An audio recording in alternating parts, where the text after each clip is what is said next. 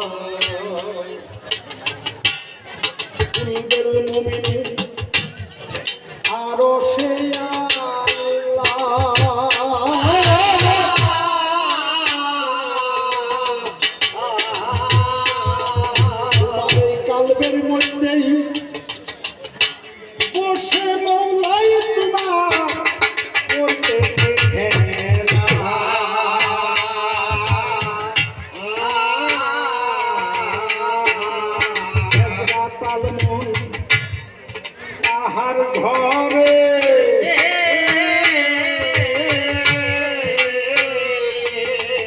আল্লাহ রাসূল এই ঘরে আসা যাওয়া করে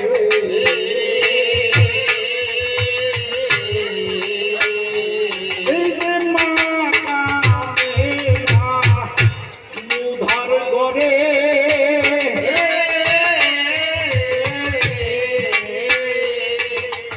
ওইখানে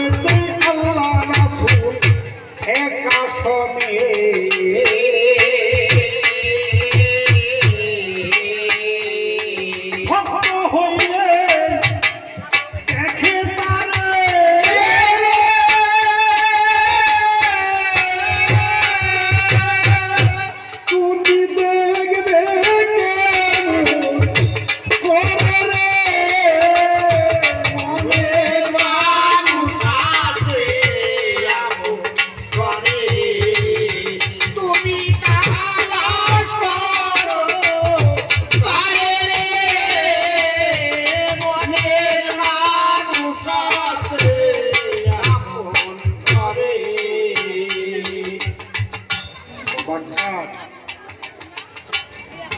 আমাকে জিজ্ঞাসা করেছে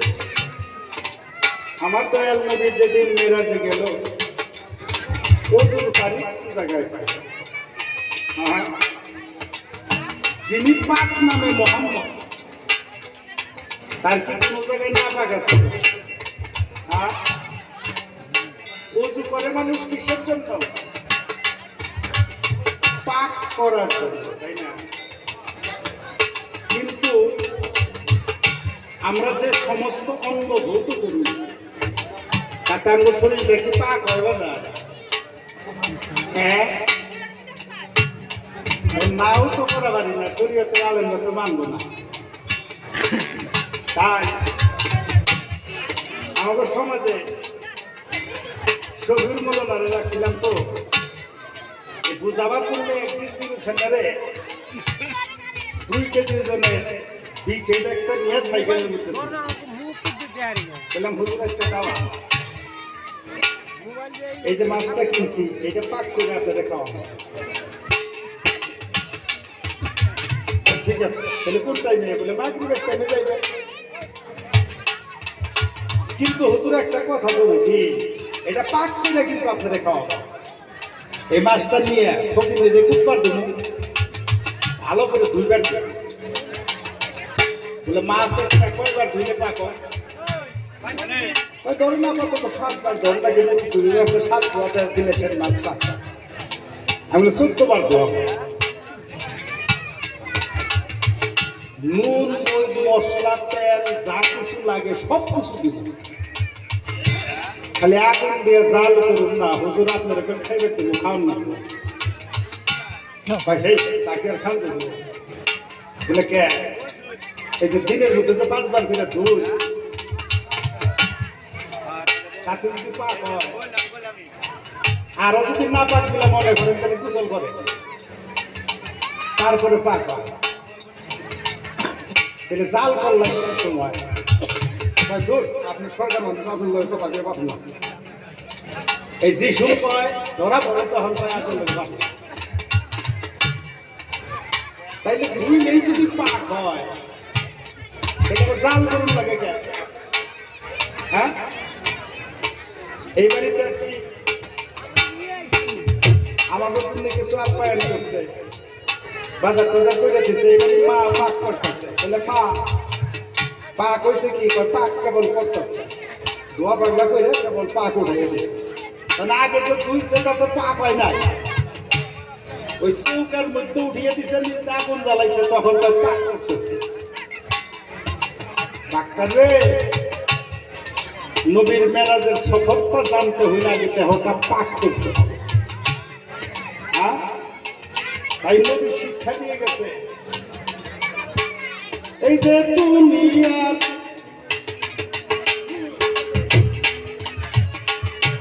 এই যে দুনিয়ার পানি দিয়া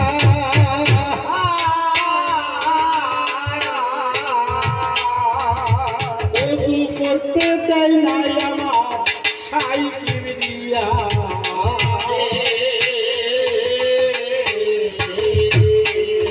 যেদিন আমাদের মেরাজ যাবে সমস্ত খালবিল নদ নদী যা কিছু ছিল লাহুত্তরিয়ার পানি পর্যন্ত শুকিয়েছিল কেন উদ্দেশ্য একটাই যে আমার পুস্তক পাক এই দুনিয়ার পানি দিয়া উঁচু করে আমার কাছে আসবে পাক হবে না আমার দয়াল নবী আমার দুস্থ তো এমনি পাক তবে জিবরাইল তুমি এক কাম করো কি এই যে একটা জায়গায় পানি রেখেছি আমি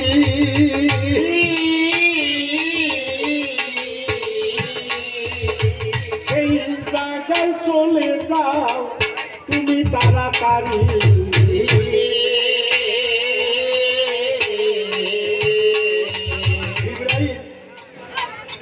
ঘরের ভিতরে যখন যায় দরজা তো মারা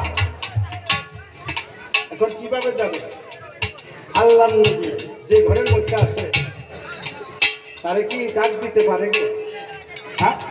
যদি কম্বল গাইতে কোথায় ঘুমাইতো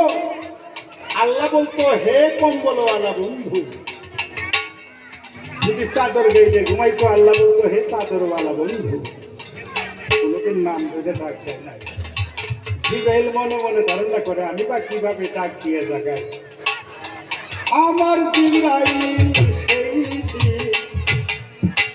বিড়ালের রূপ ধরে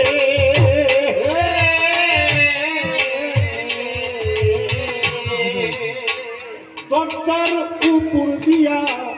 গেল ঘরে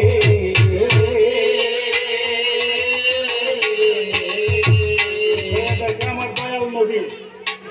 রেশমি চাদর গায়ে দিয়ে ঘুমিয়ে আছে আসলে তো ঘুমাসে নাই জিবরাইল করতে ঘুমাইছে হ্যাঁ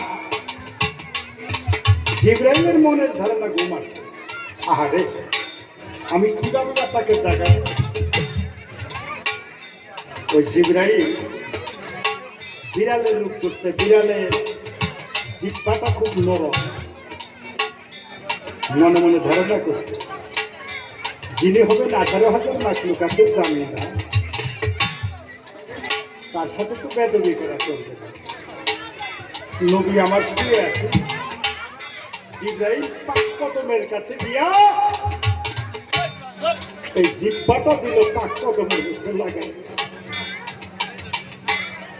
জিবরাইল চাচ্ছে এই যে ঠান্ডা যখন নবী ভাব করিল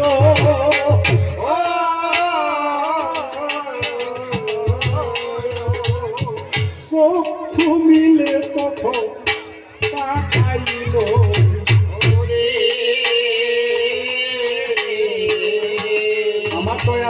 অন্তর্যামী, সে সব দেখে, সব বুঝে।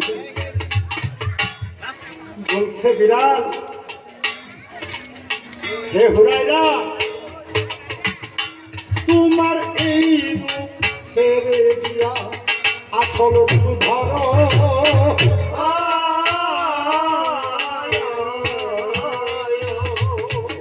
কেন ভাগবীর রাত্রে আসলে আমার ঘর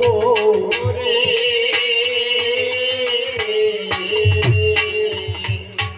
জিবরাইল কয়, হুজুর দেরি করা চলবে না,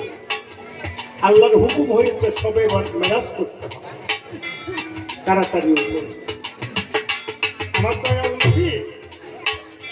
সঙ্গে সঙ্গে আল্লাহর হুকুমের কথা বলছে, উপায় নাই। আমার নবী উঠে পড়ছে,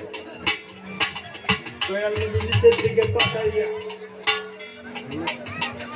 চোখের পানি ছেড়ে দিয়া বলছে, জিবরাইল, জিবরাইল রে, আজকে আল্লাহর হুকুমে আমার মেরাজের সফরে যেতে হয়। আজকে যদি আমার মা মেনা বেঁচে থাকতো,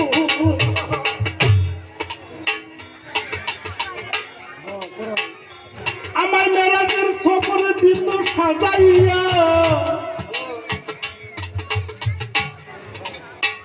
আমি মুহাম্মদের জীবনটা ধন্য করে দিতাম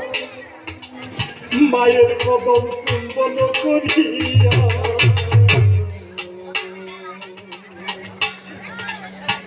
আহারে, আল্লাহর নবী যেদিন মেরাজের সফরে যাবে সেই রাত্রে মেরাজে যাত্রা করার আগেই মেরাজের বার্তাটা শুনে মায়ের জন্য চোখের পানি ছেড়ে দিছে। আমরা মেরাজের আলোচনা শুনে কি করব বাবা?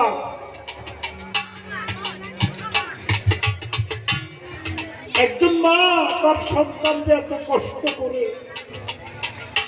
নিজের জীবন বিপন্ন করে একটা ছেলে মানুষ করে, সেই ছেলেটা যখন বউ পায়, বক্স পালঙ্গের উপরে ঘুমায়, মাঘ মাসের শীতের মধ্যে মা বাবা সিরা খাতাগত দেখে। আমরা এমন নবীর উম্মত যে নবী মেরাজের সফরের রাত্রে তার মায়ের কথা, মায়ের ব্যথা ঝাড় করে কেঁদেছে। আজকে যদি আমার মা আমেনা বেঁচে থাকতো, 1,24,000 পয়গাম্বরের যা ভাগ্য হয় নাই, আমি নবী তাই আল্লাহর সাথে মেরাজের সফরে যাত্রা করতেছি। আজকে মায়ের কদমে যদি একটা চুম্বন করে যেতাম, আমার একটা মেরাজের সোয়াব এই জায়গায় পেতাম। নাই রে জিবরাইল, আমার ভাগ্যে নাই। আমি কি হাতে করে দিয়ে আল্লাহর সাথে দেখা করতে যাই? হুজুর চিন্তা করবেন না, সময় নাই, তাড়াতাড়ি চলুন, যাইতে হবে। ও হুজুর, আপনি তো ঘুমাইছিলেন। সবাই কোন নাউজুবেন, আপনি তো ঘুমাইছিলেন, তাহলে আপনার হুজুর প্রয়োজন আছে? আল্লাহ নবী ঘুমাসে নাই, জিবরাইল কয় আপনি তো ঘুমাইছিলেন। কত বড় মাথা! আমার নবী মিসকে হাইসা দেয়া কয়, জিবরাইল ঘুম তো দিয়েছিলাম, তাহলে তো আমার ওজন নষ্ট হয়ে গেছে, তাহলে ওজন পানি নিয়ে আসো। আল্লাহ নবী কয়, দুধ একটু দুধ। জিবরাইল কয় কি, ওই যে মেশওয়াক দেখা যায় ওর মধ্যে পানি নাই? আমার নবী তাকাইছে, কয় দেখো তো আছে কি। দেখেন মেশওয়াকে একটু পানিও নাই। হ্যাঁ, জিবরাইল কয়, হুজুর দুঃখ করেন না, 70,000 নূরের পাখা আল্লাহ আমার দান করছে, একটা করে ঝান্ডা দিলে 70,000 মাইল যাইতে পারে। সপ্ত পাতাল, সপ্ত আকাশ, আমি তালাশ করে যে জায়গায় পানি পাবো সেখান থেকে পানি নিয়ে আসবো, আপনি উঁচু করবেন, তার সাথে আমার সাথে মেরাজ হবে।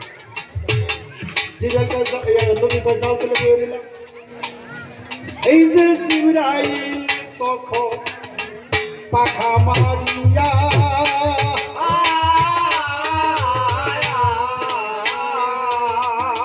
শব্দ আকাশ শব্দ পাতাল ঘুরিয়া ঘুরিয়া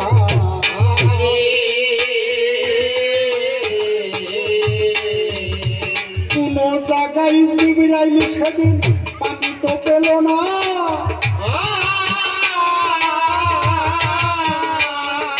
জিবরাইল কই পানি ছাড়া তো যাওয়া তো চলবে না জিবরাইল কই পানি ছাড়া তো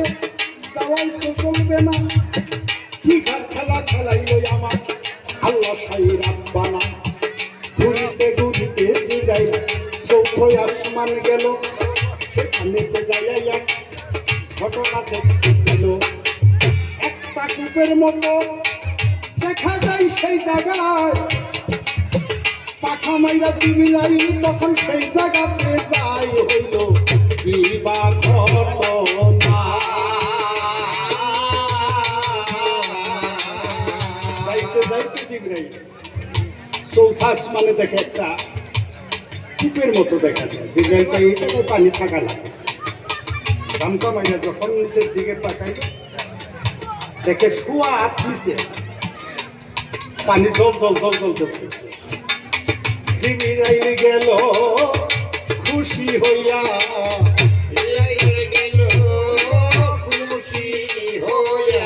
পানি ধরার জন্য দিল হাত বাড়াইয়া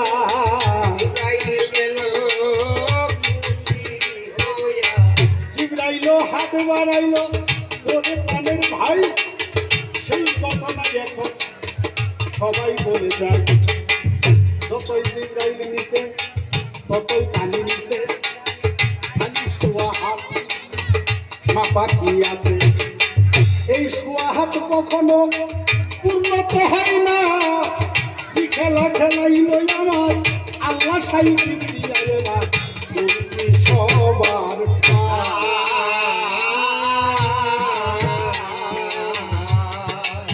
জিবরাইল যায় পানিও যায় জিবরাইল যায়